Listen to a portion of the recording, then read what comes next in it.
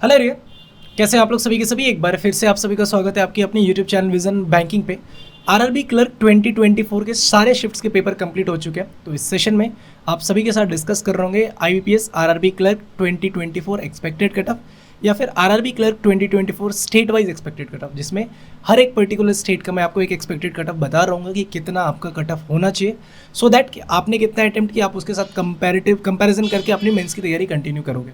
But before sharing the expected cut off, आप सभी से 2-3 पॉइंट्स पे डिस्कस करना चाहूँगा।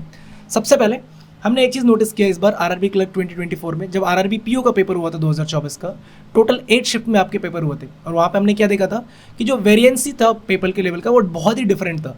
कुछ शिफ्ट्स में जहाँ पे रीजनिंग अगर आप देखोगे टोटल 8 शिफ्ट आरआरबी पीओ के, तो मोर और लेस सब में सेम था। बट क्वांट में क्या था, कुछ ऐसे शिफ्ट थे जहाँ पे 30-32 एवरेज स्कोर हो रहा था क्वांट का, बट वहीं पे कुछ ऐसे भी शिफ्ट थे जहाँ पे एवरेज स्कोर 15-16 नंबर के बन रहे थे। तो लेवल ऑफ डिफिकल्टी जो पेपर का था वो बहुत ही वेरिएंट था। तो लेकिन आरआरबी क्लर्क में वो चीज़ें शायद से आईबीपीएस ने रेक्टिफाई करी है। जो जितने भी शिफ्ट्स उन्होंने पेपर लिए मोर और लेस सबको एक लाइन रो ऑफ लाइन पे ही उन्होंने रखा है कि भैया इससे थोड़ा ऊपर थोड़ा ज़्यादा करके रखा है, मतलब एवरेज टॉप सही रखा है। जिससे आपको ये देखने को मिला है कि मेजरली जो आपके शिफ्ट्स हुए हैं, मैं एक एवरेज स्कोर की बात कर रहा हूँ, जो रीजनिंग का अटेम्प्ट है वो 37 to 39 के बीच में अटेम्प्ट हुआ है। बहुत सारे बच्चों ने 40 आउट ऑफ 40 अटेम्प्ट किया। मैं रीजनिंग की बात कर रहा हूँ, बहुत सारे बच्चों ने 40 आउट ऑफ 40 अटेम्प्ट किया। वहीं अगर आप क्वांट की बात करोगे तो 31 to 34 के बीच में बहुत सारे बच्चों ने स्कोर किया। ये आपका एक एवरेज स्कोर है। ये आपकी रीजनिंग का हो गया और ये आपके क्वांट का हो गया। ठीक है, अब एक चीज़ और भी हुई है कि बहुत सारे बच्चे ये भी क्वेरी कर रहे हैं, भैया बहुत सारे स्टूडेंट हैं जो भी एनालिसिस की वीडियो आती है उसमें बोलता है कि हमने 80 आउट ऑफ 80 स्कोर किया हुआ है। देखो, क्या पहली बार बच्चों ने 80 आउट ऑफ 80 स्कोर किया आरआरबी क्लर्क में? नहीं। क्या इस बार पिछले साल के कंपैरिजन में ज़्यादा बच्चों ने अटेम्प्ट किया 80 आउट ऑफ 80? तो भी आंसर है नहीं। क्यों? इस बार सिर्फ उन्हीं बच्चों का 80 आउट ऑफ 80 अटेम्प्ट हो पाया जिनकी क्वांट की स्पीड बहुत अच्छी थी, जिनकी क्वांटिटेटिव एप्टीट्यूड में स्पीड तगड़ी तरीके के नेक्स्ट लेवल पे थी, उनके 40 आउट ऑफ 40 अटेम्प्ट हो पाए क्वांट में। तो आपका अपकमिंग एग्जाम में आईबीपीएस क्लर्क है तो क्वांट पे ज़्यादा फोकस करो, मतलब स्पीड बढ़ाने की कोशिश करो। और उसके लिए मैं आपको रिकमेंड करता हूँ पीडब्ल्यू पब्लिकेशन की केवाईसी की बुक आती है। केवाईसी बुक आपको देखने को मिलेगा क्वांटिटेटिव एप्टीट्यूड का मिलेगा, रीजनिंग एबिलिटी, इंग्लिश लैंग्वेज और आपको बैंकिंग अवेयरनेस का। इसमें आपको क्या है, थ्योरी तो पहले मिलेगा ही मिलेगा कि पूरा डिटेल में थ्योरी मतलब कॉन्सेप्ट आपके बताया जाएंगे। फिर प्रीवियस ईयर क्वेश्चन फॉर्मेट पे आपको क्वेश्चन मिल जाएगा, और जिस प्रीवियस ईयर क्वेश्चन पेपर के फॉर्मेट में आपको क्वेश्चन मिला वो सेम का same previous year question paper भी आपको मिल जाएगा, सो दैट कि आप PYQ क्वेश्चन को भी अटेम्प्ट कर पाओ, उस पर फ्रेम किए हुए नए क्वेश्चन भी अटेम्प्ट कर पाओ, सो दैट जब आप एग्जाम में बैठोगे तो आपको ये ना लगे कि मैंने इस पैटर्न पर क्वेश्चन नहीं बनाया हुआ है। तो अभी भी टाइम है, आईबीपीएस क्लर्क है। फिर ऐसा नहीं कि आप ये बुक परचेस करो तो सिर्फ आपको आरआरबी क्लर्क आरआरबी पीओ के लिए तैयारी मिल रही है। आप चाहे रीजनिंग की बुक परचेस करो, क्वांट की करो, इंग्लिश की करो, या फिर बैंकिंग अवेयर्स, आपके जितने भी अपकमिंग एग्जाम है हर एग्जाम का आपको PYQ इसमें गिवन है। चाहे आप आईबीपीएस क्लर्क ले लो, आईबीपीएस पीओ ले लो, RRB clerk, RRB PO, IBPS PO, IBPS clerk, SBI PO, SBI clerk, जितने बैंकिंग एग्जाम के एग्जाम से आपके सारे के सारे इसमें कवर है। तो डिस्क्रिप्शन बॉक्स में और कमेंट सेक्शन में पीडब्ल्यू पब्लिकेशन की बुक का लिंक आपके पास गिवन है, केवाईसी बुक्स का, तो आप इसको जरूर जाके चेकआउट करना। वन टाइम सॉल्यूशन आपके लिए, एक बार परचेस करोगे डिफरेंट एग्जाम के लिए अलग अलग बुक परचेस करने की जरूरत नहीं पड़ेगी आपको। ठीक है, अब रीजनिंग में देखो मैंने क्या बोला, बहुत सारे बच्चों ने 40 आउट ऑफ 40 अटेम्प्ट की। क्यों? क्योंकि 25 मिनट था टाइम था। कुछ बच्चे तो ऐसे थे जो 15-16 मिनट है पूरे की पूरी रीजनिंग बना के 8-9 मिनट रीचेक करके फिर भी उनके पास सफिशिएंट टाइम था। बट क्वांट में बहुत सारे बच्चों के पास ऐसा लग रहा था कि उनके टाइम कम हो रहे हैं और नंबर ऑफ क्वेश्चंस, मतलब उन्होंने 40 आउट ऑफ 40 स्कोर नहीं किया। तो जिनका क्वांट तगड़ा था उन्होंने 40 आउट ऑफ 40 अटेम्प्ट किया, जिनका क्वांट तगड़ा नहीं था उनसे नहीं हो पाया। अब वही स्टूडेंट अगर पिछले साल एग्जाम में बैठता तो उसके पास क्या था, मान लो उसने 16 मिनट में अगर अपनी रीजनिंग कंप्लीट कर ली तो उसके पास 29 मिनट का टाइम था अपने क्वांट को कंप्लीट करने के लिए, ईजिली कर सकता था। बट इस बार जो उसका 9 मिनट का टाइम रीजनिंग वाला था उसको यूटिलाइज नहीं कर पाया क्वांट में। क्यों? क्योंकि सेक्शनल टाइम था। इस वजह से बच्चों के अटेम्प्ट्स कम भी हुए। ये बात तो ये मत रखो कि 80 आउट ऑफ 80 हुआ तो कट ऑफ 80 आउट ऑफ 80 जाएगा। एक और बात, जो लास्ट ईयर का मैक्सिमम कट ऑफ था वो इस बार का मैक्सिमम कट ऑफ उससे कम होगा। क्या मतलब अभी है उसका? मान लो अगर आरआरबी क्लर्क का लास्ट ईयर का कट ऑफ 77 था किसी भी स्टेट का जनरल कैटेगरी का, इस बार किसी भी कंडीशन में 77 तो टच नहीं करेगा। ठीक है, ये मैं सिर्फ हाइपोथेटिकल आपको वैल्यू बता रहा हूँ। जो भी आपकी बेस्ट स्कोर था, जो भी आपका बेस्ट कट ऑफ था, टॉप कट ऑफ था, उसको इस बार नहीं टच करेगा।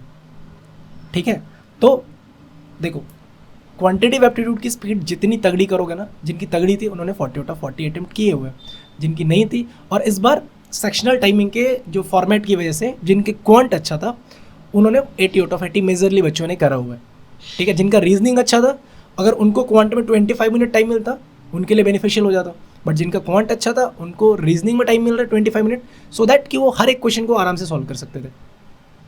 ठीक है, तो क्वांटिटेटिव एप्टीट्यूड आप इजीली लेते हो उसको, चाहे वो प्री की बात हो मेंस की बात हो, बट एक की फैक्टर होता है। फिलहाल आते हैं अपने कट ऑफ के रेंज में। देखो जो भी मैं आपको यहाँ पे कट ऑफ शो कर रहा हूँ ना, आप इसमें +-1 कट ऑफ को ऐड करोगे। ठीक है, मतलब +-1 आप इसको कंसिडर करना कि एक कम भी हो सकता है, एक ज़्यादा भी हो सकता है। जहाँ पे मेरे को लगेगा कि इसमें पॉजिटिव वन का ज़्यादा चांस है, मैं आपको उसी स्टेट में बता रहा हूँ। कुछ स्टेट्स जैसे आपको दिख रहा होगा ब्लैंक्स दिखेंगे, उस स्टेट का डेटा नहीं मिला है। अगर आपके पास डेटा है तो काइंडली आपसे रिक्वेस्ट है कि एक बार कमेंट सेक्शन में ज़रूर बताना कि भैया इस स्टेट से हूँ, इतने मैंने अटेम्प्ट करे हुए, या फिर आपने जिस भी स्टेट से अटेम्प्ट किया एक बार अपने अटेम्प्ट ज़रूर बताना सभी के सभी। ठीक है, आंध्र प्रदेश की बात कर लेते हैं। आपको यहाँ का कट ऑफ 65 to 66 के बीच में लाई करते हुए दिख रहा होगा। असम 68 to 69। बिहार की बात कर ले 68 to 69। अगेन आपको फिर से ये <70 आपको बिहार इस बार फिर से दिखता हुआ नजर आएगा। ठीक है, जनरली बिहार +70 ही रहता है, बट इस बार पिछले साल हमने देखा था कि <70, तो इस बार भी चांसेस ज़्यादा ही है, यहाँ ही है कि 70 रहने वाला, $70 होगा। छत्तीसगढ़ की बात कर लूँ 69 से 70, बट यहाँ पे +1 का ज़्यादा चांस है, मतलब 71 तक ये स्ट्रेच करेगा। क्यों? क्योंकि बहुत सारे बच्चे जो अदर स्टेट से थे वो इस बार छत्तीसगढ़ जाकर उन्होंने वैकेंसी फिल करी है। गुजरात की बात कर लेते हो 70 to 71। हरियाणा हिंदी वाला स्टेट है, आपको पता हाई रेंज स्कोर है 73 to 74 यहाँ पे जनरली देखने को मिल जाता है। ठीक है, नेक्स्ट आपका हिमाचल प्रदेश मोस्ट रेंज वाला जो कट ऑफ होता है आपको हिमाचल प्रदेश उत्तराखंड इस समय देखने को मिलता है 73 to 74। Jammu and Kashmir 67 to 68 आपको यहाँ पे देखने को मिल रहा होगा कट ऑफ। झारखंड की बात कर लो तो 70 to 71। Karnataka 68 to 69। Kerala 73 to 74। Madhya Pradesh 70 to 71।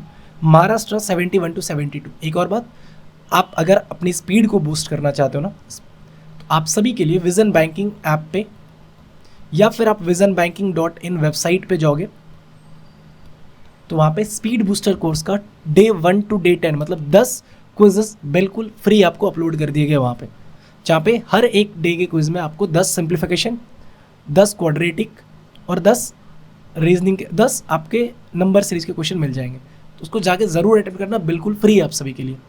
ठीक है, इसके लिए आपको कोई पेमेंट करने की ज़रूरत नहीं है, आप जाओ उसको अटेम्प्ट करो। ठीक है जी, नेक्स्ट आते हैं महाराष्ट्र कर लेते हैं ना। अच्छा, मध्य प्रदेश 70 to 71 आपका मध्य प्रदेश में दिख रहा होगा। महाराष्ट्र 71 to 72 के रेंज में आपको दिख रहा होगा। कर्नाटका बहुत सारे बच्चे बोलेंगे भैया यहाँ पे इतनी कट ऑफ क्यों बता रहे हो, लास्ट ईयर की वैकेंसी जाके चेक करना। और जनरली क्या होता है कि जहाँ पे वैकेंसी ज़्यादा होती है ना, बच्चे वहाँ पे ज़्यादा रश करते हैं, वहाँ पे डिफरेंट स्टेट्स के बच्चे आ जाते हैं। मान लो आप एक स्टेट से हो, मान लो बिहार से कोई बच्चा है, बिहार में एक एग्जाम्पल के लिए मैं समझ रहा हूँ कि 100 वैकेंसीज़ हैं, वहीं पे यूपी में वैकेंसी आ गई 4000। एक एग्जाम्पल समझा रहा हूँ बस। तो क्या जो बिहार के बच्चे वो बिहार में जाना प्रेफर करेंगे या यूपी में जाना प्रेफर करेंगे? क्योंकि उनको लग रहा है नंबर ऑफ वैकेंसीज हमारे पास कम है। यहाँ पर तो 4000 वैकेंसीज है, मतलब मेंस अगर प्री क्लियर करने के लिए, मतलब मेंस में जाने के लिए मेरे को 40,000 में आना पड़ेगा, लेकिन यहाँ पे मेंस में जाने के लिए आपको 1000 में आना पड़ेगा। तो बहुत सारे बच्चे क्या करते हैं अपनी स्टेट से ज़्यादा डिफरेंट स्टेट पे ज़्यादा करते हैं जहाँ पे वैकेंसी ज़्यादा होती है। ठीक है, नेक्स्ट स्टेट देख लेते हैं। देखो नॉर्थ ईस्ट के जितने भी स्टेट्स थे ना, उनकी कट ऑफ बिल्कुल ही नहीं पता चल पाई है, तो एक मतलब डेटा ही नहीं मिल पाया। तो एक बार अगर आपके पास है डेटा या फिर आपने फॉर्म फिल किया है मणिपुर, मेघालय, मिजोरम, नागालैंड से, तो एक बार जरूर कमेंट सेक्शन में बताना।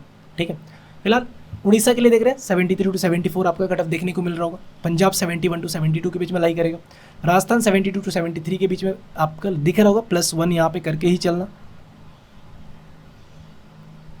तमिलनाडु का डेटा अपने पास स्टिल अभी तक नहीं मिल पाया।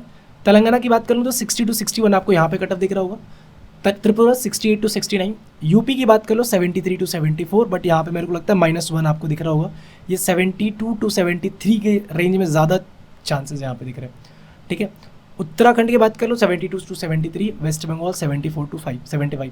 ये सबसे ज़्यादा इस बार रहने वाला। क्यों? क्योंकि आपको पता है कि नंबर ऑफ वैकेंसीज कितनी ज़्यादा कम है इस बार वेस्ट बंगाल में कंपेरिजन करोगे अगर आप लास्ट ईयर से। तो ठीक है, तो ये था स्टेट वाइज कट ऑफ। आप किस स्टेट से हो, आपने किस स्टेट से फॉर्म फिल किया हुआ है, कमेंट सेक्शन में बता सकते हो, या फिर आपको पता है कि आपका अपकमिंग एग्जाम IBPS क्लर्क का है, IBPS क्लर्क के लिए मैंने 75 क्वाड्रेटिक इक्वेशन का एक सेशन ले लिया है, आपके साथ 50 सिंप्लीफिकेशन का क्वेश्चन ले लिया है। नेक्स्ट मैं आपके साथ 75 कैस्लेट या फिर 75 नंबर सीरीज का एक सीरीज़ लेने वाला हूँ। तो अगर चैनल पे नहीं हो तो चैनल को सब्सक्राइब ज़रूर कर लेना। और आपका IBPS क्लर्क 2024 का पेपर कब है, कमेंट सेक्शन में ज़रूर बताना, ठीक है। और कोई और भी डाउट है, you can ask me in comment section. तो मिलते हैं नेक्स्ट सेशन में। चैनल पे अगर न्यू हो चैनल को सब्सक्राइब कर लेना, बेल आइकन को प्रेस कर लेना, सो दैट कि जितने भी क्लासेस की नोटिफिकेशन होती है या फिर वीडियोस की अपडेट्स होती है आप तक सबसे पहले पहुंच पाए। तो see you in the next session, till then take care, bye bye, thank you, keep practising more and more, and all the best for your upcoming examination.